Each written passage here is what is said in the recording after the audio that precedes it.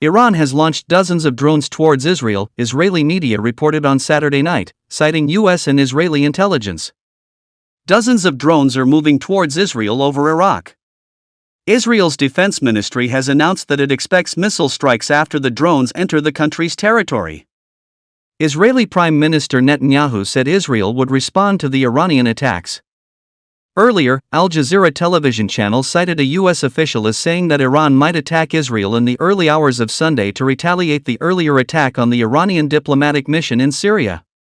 Israel is on high alert and has closed schools and cancelled activities due to possible Iranian attack.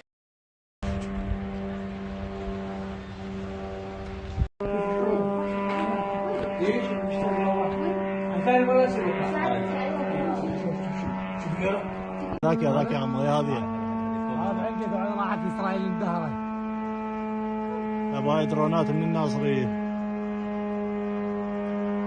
هاي اسرائيل كانت هذا اللي بيروح